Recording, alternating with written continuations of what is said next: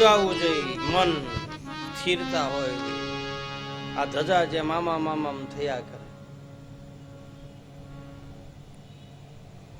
શ્રદ્ધાવાન લભતે, શ્રદ્ધા ડગવી ન જોઈ, શ્રદ્ધા અટલ રહેવી જોઈએ.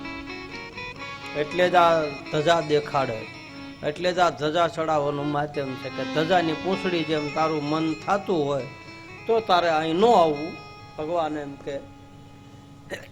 અને અડગ થઈને તું આવતો હોય તો આવજે, મક્કમ થઈને, તૈયાર થઈને, ભરોસો લઈને.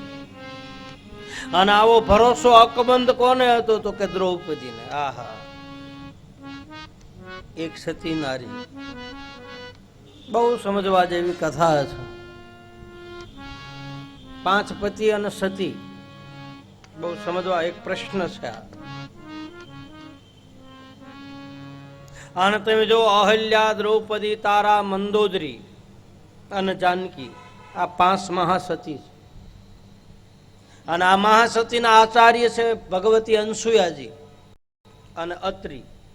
અનસુયાજી આ આચાર્ય છે આ સતીઓના, નારી શક્તિના ગાદીપતિ જેને કહે છે.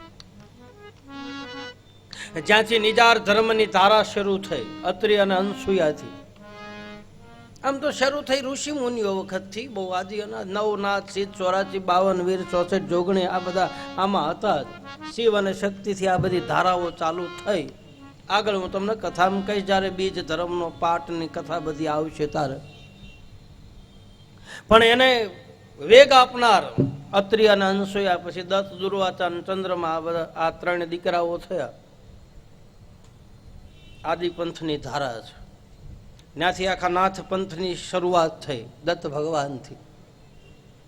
એટલે આદિકુળની પરંપરા કરનાર અને નાથ સંપ્રદાયના મહાપુરુષો આમાં જેટલા છે, બીજા પંથના ઓછા છે.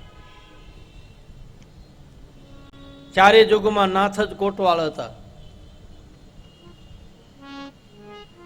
પછી ભગવાન શિવના નામ છે આવા 9 નાથ. એના તો હજારો નામ છે. પશુપતિનાથ, ભીમનાથ, સોમનાથ, ગંગેશ્વરનાથ, રામેશ્વરનાથ.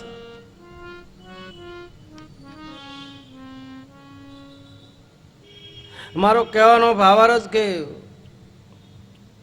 આવા મહાપુરુષોની પાસે આ અત્રિ અને અનસુયાની ધારાથી આ આચાર્ય પરંપરા. દ્રૌપદી, તારા, મંદોદરી, સીતા. આ તારા એટલે વાલીના ઘરેથી, જાનકીજી રામ, ભગવાન રામના યોગ માયા. વાલીના ધર્મપત્નીનું નામ તારા હતું. અહલ્યાજી, એક સમાજનું તરસોડાયેલું પાત્ર, એને સતીનું બિરુદ આપ્યું છે. બહુ સમજવા જેવી કથા છે ભાઈ. દ્રૌપદીના 5 પતિને સતી કહેવાના. સતીનો નિયમ છે કે એક પતિ હોય અને સતી કહે છે. બહુ ગૂઢ રહસ્ય છે. આધ્યાત્મિક કથા, તત્વજ્ઞાનની કથા. ઝીણી નજરેથી જોવો તો ખબર પડે. એટલે અમારે સવારામ બાપા જતવાડમાં થયા ને પીપળીમાં, દાસ સવાએ કીધું છે કે આ વાતું બધી ઝીણીયું અને સંત વિરલે જાણ્યું.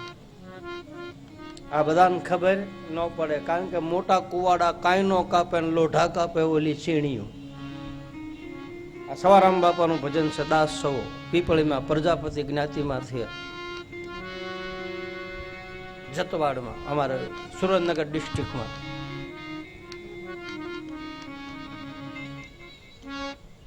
તમે ખાંડનું પડીકું લઈને આવતા હોય ને ખાંડનું પડીકું રેતીમાં ઢોળાઈ જાય તો હું દાણો દાણો વીણવા બેહો. પણ એને લઈ જવા વાળા છે. વેળુમાં જેમ ખાંડ વેરાણી, એને વીણીને લાવે ઓલી કીડિયું. એ ભાઈ આ બધું આ વેળુમાં ખાંડ વિરાણી છે ને, એમાં તમારે ઝીણી ઝીણી નજરેથી ખાંડને વીણી વીણીને લઈ જવાની છે ઘરે. સવારામ બાપુ એમ બતાવે. આ તો વેળુનો ઢગલો છે. એ વેળુમાં જેમ ખાંડ વિરાણી, વીણીને લાવે ઓલી કી આવા તું છે બધી એને કોઈ સંત વીર લે જાણ્યું એ ભાઈ આવા તું છે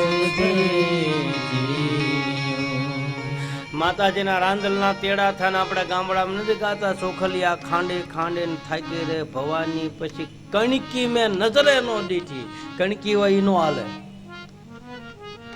એ પછી વપરાતું નથી એમ કહે છે એટલે કણકી કાઢી નાખી એ કણકી પછી આપણે એનું પછી ઘણું બને એ માતાજીનો વિષય છે